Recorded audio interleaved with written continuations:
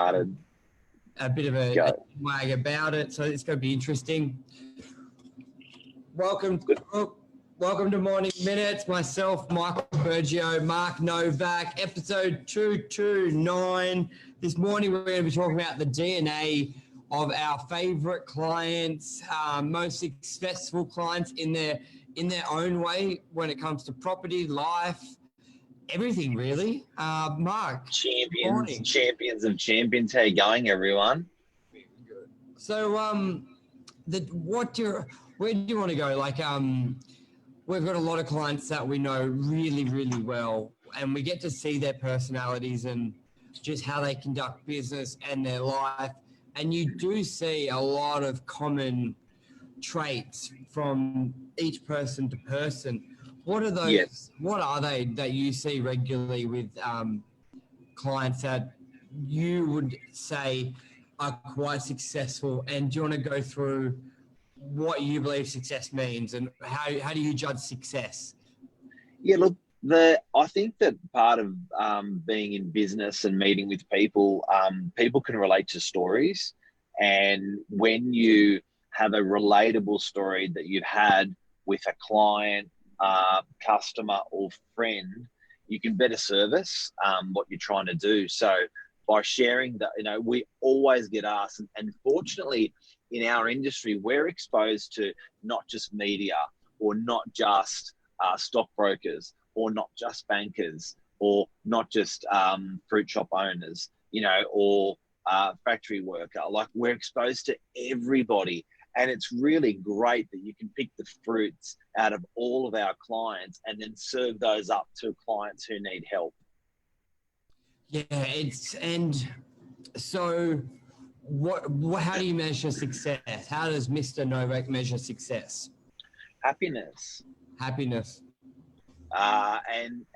we've recently had one of our property managers leave to go and work in the housing commission sector because she just wanted to help people. And it's like, well, you don't get paid as much, you won't make as much money, you're dealing with really hard parts of society.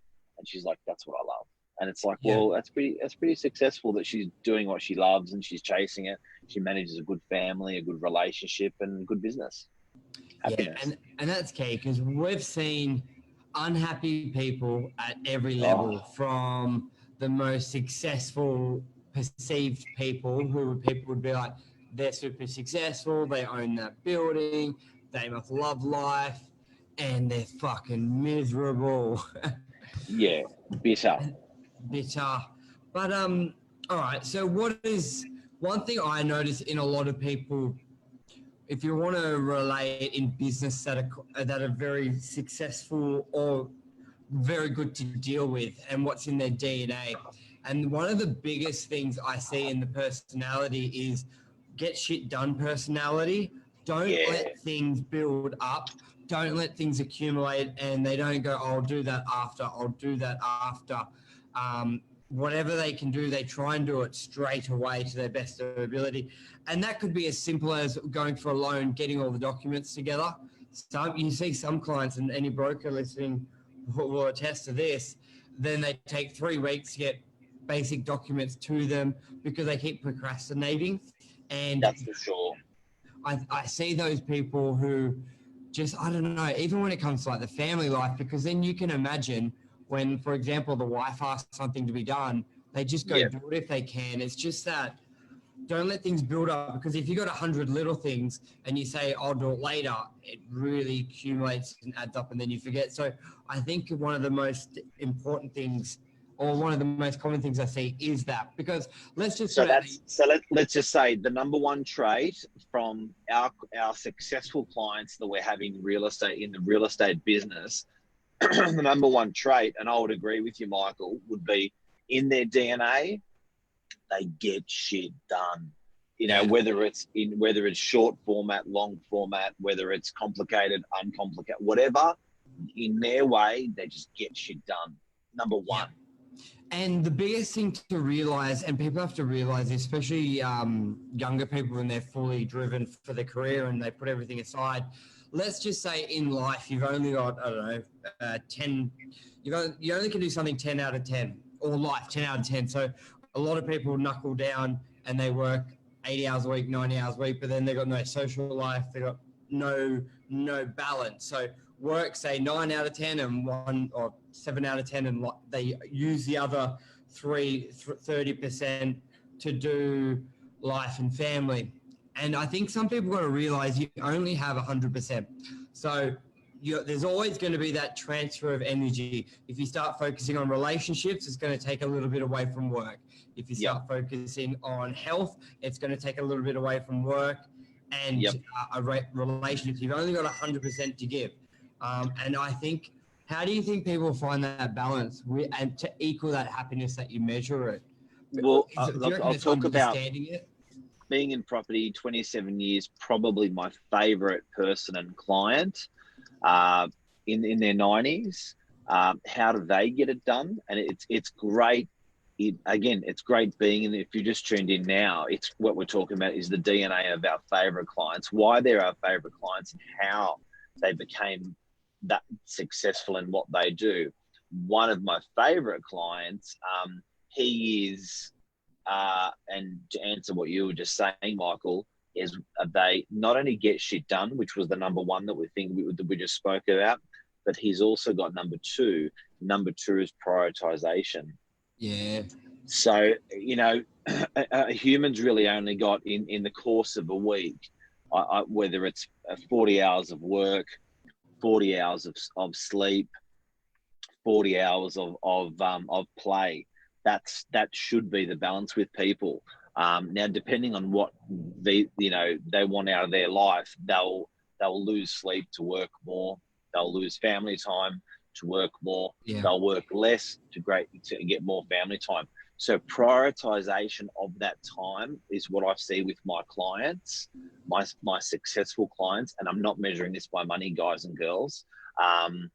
Like, for instance, my favorite client, call him Mr. B. Mr. B was extremely focused on his work, didn't really have a lot of time for his buddies outside of that, but had a lot of time for his family.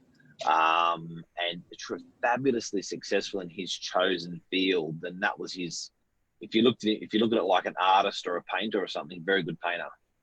Yeah, and I think when a lot of people are very focused on their work, they're very good at when they're working, and when it's family time, they're not working. I think I see that done really, really well with a lot of the clients. They've just got this great prioritization. Discipline, like that takes discipline, not to, when you're with your family, not to check your emails. And because as we all know, once you start working, you can just go in that endless rabbit hole of work, and before you know it, your 4 hours of family time, you've used it. Chad's made a couple of comments. Optimistic attitude. What are your thoughts on bosses focusing on his people before customers, so that then clients really experience happy staff, get them the result? It's similar to that video we watched, Mark, with the captain.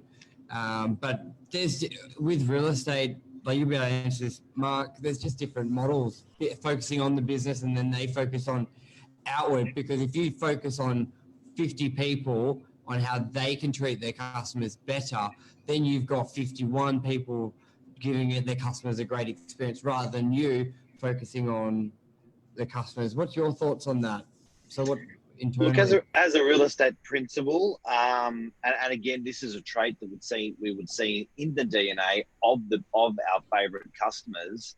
I think they've got the ability to go forth and multiply. So it's pretty hard. For instance, with me, if we've got 50 full-time staff at Novak.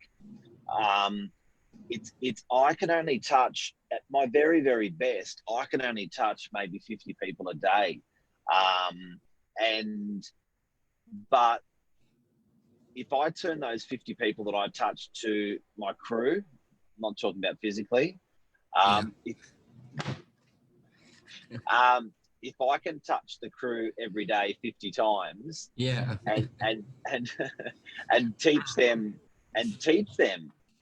what I know, then those 50 people can touch 50 people. So you're talking, I think that comes out to, is that 2,500 people or two? Yeah, it comes to 2,500 people that they can touch. Now, if they can touch those 2,500 people effectively and help them in property management and sales services, then those people would tell, again, it multiplies out again. So I think that if a real estate principal that doesn't, or any sort of leader in their chosen field, if they've got to realize that the people that are closest to them are the most influential, and if they can help that, it'll kick through the chain. Yeah, and it's definitely very interesting, the model of having a principal that isn't necessarily listing and selling full time with that sort of sales attitude, because you're right, it just gives you so much more reach and growth and the ability. I'm trying to really, like, when you think of you, when I especially see your day from the outskirts, if you were holding 5, 10, 15 listings full time, I just see, like what we said, you only can do something, you only can do 100% of something. And there's so much more reach you can do with the staff. And then it's such a greater reach that they have. So there's always that sacrifice you make. Well, the most successful, the DNA of the most successful clients that we deal with in our business, Michael, they appreciate annuity. Yes. And annuity is again just what we spoke about. So annuity can multiply and go forth. You can program it, set it off, and off it goes. It's a bit different to what Chad just asked about, staff and nurturing and building people close to you. Like, do you nurture staff or do you nurture customers? But some of the most successful people around us, and this is successful in a different way. This is in owning quite a few properties. They've realised that there's a model to multiply out. How would you explain it? Well, you're thinking of the coronavirus, how quickly it multiplies. And that's the same way with great service and good experience for clients. When you, like, 5 people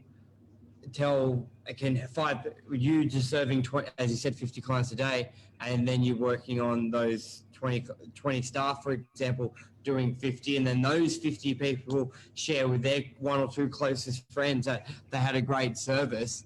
It's key, but it also comes down to training. So that means in your DNA, you embrace that always educating, always training, and so do the staff. So a lot of people feel like once they've left school or done their certificate, they don't like doing any further education. Yeah. But the DNA in a lot of the favorite clients, they're always seeking more knowledge or a better way to do it. Yeah, they don't. Okay, so can you write this down for us?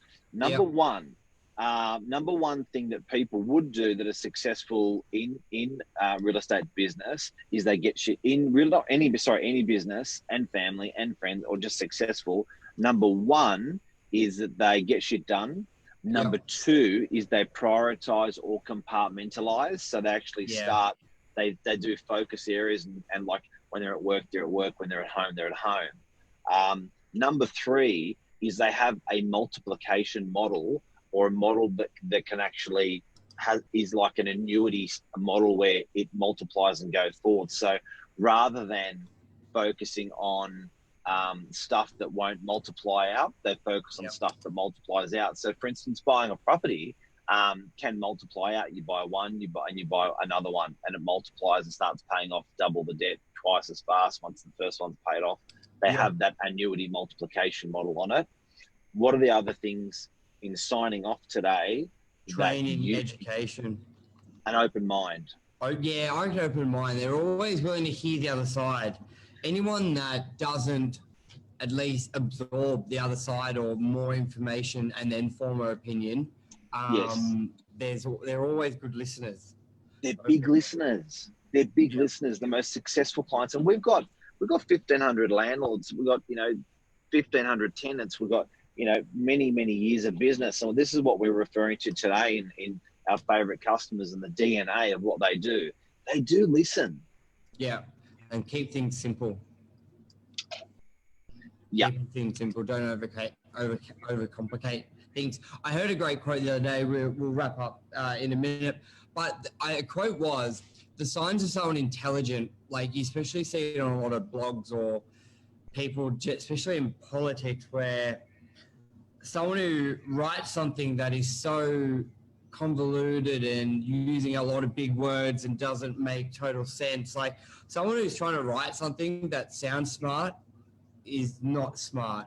The signs of an intelligent person is them explaining something really complicated so a dummy can understand it. When people try and do it the other way around by writing it so complicated and it takes an equation to work it out, and you think, well, that guy's so smart, he used all these big words and references, but that's the idiot. The smart person makes it simple. The same with that DNA and the clients. They keep things simple. They don't overcomplicate it. And if it's a multiple process, process, they really break it up and go, well, I can handle that. I can handle this. And Mark, they don't try and do everything. So they value people who are experts. I see that a lot with successful people. That's number four.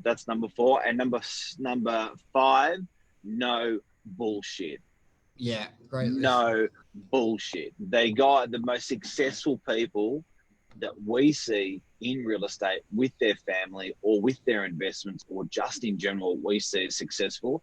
They are no bullshit people. They will call black, black. They will call white, white.